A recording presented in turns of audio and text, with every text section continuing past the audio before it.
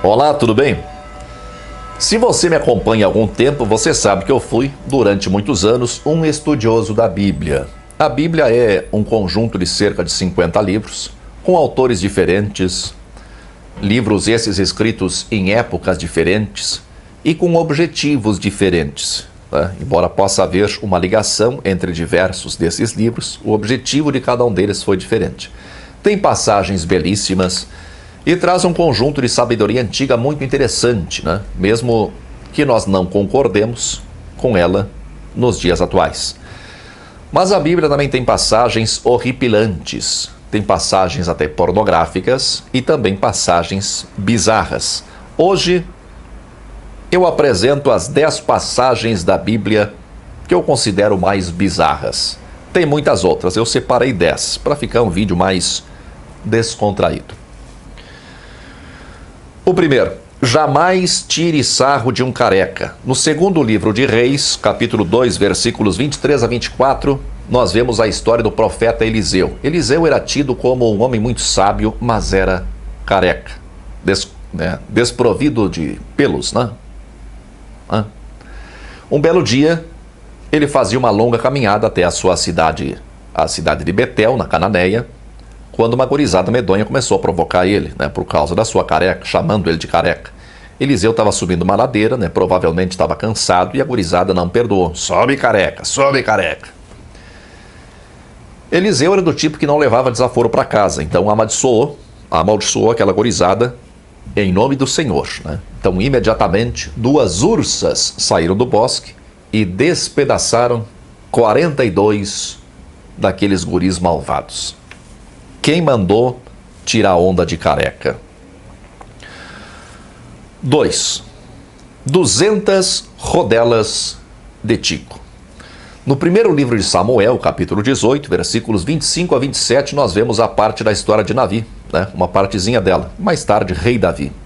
O rei da época era Saul, um homem meio obsediado, tinha uma relação de amor e ódio com Davi. Davi queria casar com a filha de Saul. E naquele tempo, o homem para casar tinha que dar um dote para o pai da noiva. Saul libera Davi do dote, de pagar o dote, mas exige que Davi entregue a ele 100 prepúcios dos filisteus. Na verdade, Saul queria mesmo era se livrar de Davi, por isso dá esse desafio a ele. Mas Davi, um grande guerreiro, não traz 100, mas 200 prepúcios para Saul. Imagina a cena, Davi na frente de Saul, entregando 200 rodelinhas de tico, Aquilo tudo ainda meio sangrento, A terceira passagem, o burro falante. No livro de Números, capítulo 22, versículos 28 a 30, Balaão estava cavalgando a sua jumenta, se indignou e começou a bater no pobre do animal. Insatisfeito com a sua situação, o animal começou a reclamar. Mas vem cá, por que tu está me batendo? Por acaso eu não te carrego desde que me tornei tua jumenta? Tu queria por acaso que eu fizesse isso contigo? O Balaão acabou fazendo as pazes com o animal, e eles seguiram o seu caminho como se nada tivesse acontecido. O quarto ponto, quarta passagem, está em Deuteronômio capítulo 25, versículos 11 e 12. Essa passagem é uma das minhas preferidas.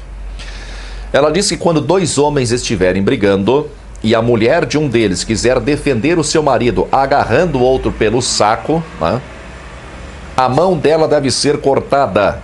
Imagina a cena, os 2 homens meio fora de si, trocando soco ali. A mulher vai lá, agarra o saco do outro. De repente, para tudo, os 2 param de brigar. Aí o outro diz, estende a mão aí que eu vou cortar a tua mão. A mulher olha desesperada para o marido, para ver se o marido defende ela. Ele faz uma cara de lástima, assim como quem lamenta, Aí diz para ela, desculpa, mas tu agarrou o saco dele, Que coisa, hein? Tá na Bíblia. Quinta passagem. Essa aqui está em Levítico, capítulo 19, versículo 14. Diz assim, não amaldiçoarás ao surdo, nem porás tropeço diante do cego, mas temerás o teu Deus. Eu sou o Senhor.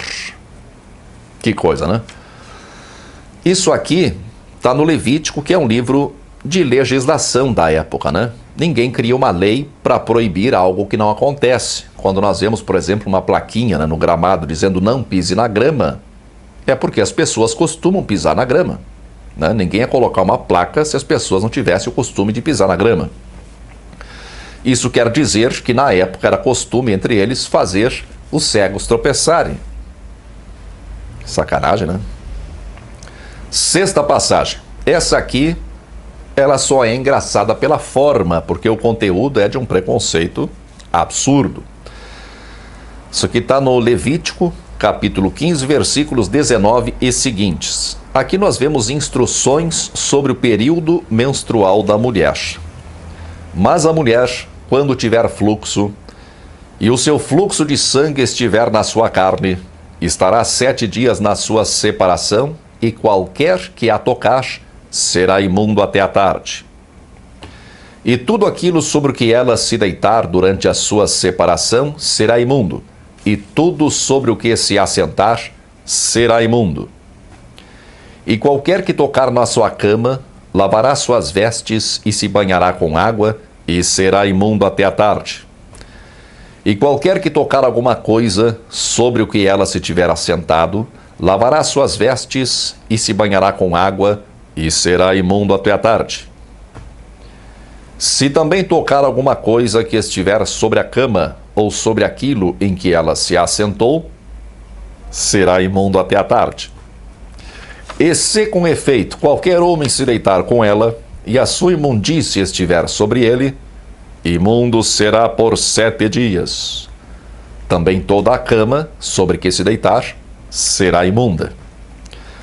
Também a mulher, quando tiver o fluxo do seu sangue, por muitos dias fora do tempo da sua separação, ou quando tiver fluxo de sangue por mais tempo do que a sua separação, todos os dias do fluxo da sua imundícia será imunda, como nos dias da sua separação. Toda a cama sobre que se deitar todos os dias do seu fluxo, ser-lhe-á como a cama da sua separação, e toda a coisa sobre que se assentar será imunda, conforme a imundícia da sua separação. Que coisa absurda! Será que uma dessas mulheres que frequentam igrejas, né, e que defendem ardorosamente que a Bíblia é a palavra de Deus, né? Será que uma mulher dessas ficaria ofendida se alguém a chamasse de imunda quando ela estiver menstruada? Imagina. Se a mulher quer obedecer a palavra de Deus, né, ela nem pode ir na igreja durante esses dias, porque ela está imunda. Imagina a mulher querendo entrar na igreja, aí o pastor para ela, sai daí, imundícia. Né, se ela acredita realmente que a Bíblia é a palavra de Deus, nem haveria por que se ofender. Sétima passagem. Essa é para os filhos rebeldes. Não tem nada desse negócio de estatuto da criança e do adolescente. Ó. Mais importante que o estatuto da criança e do adolescente é a palavra de Deus. Isso aqui está em Deuteronômio capítulo 21, versículos 18 a 21.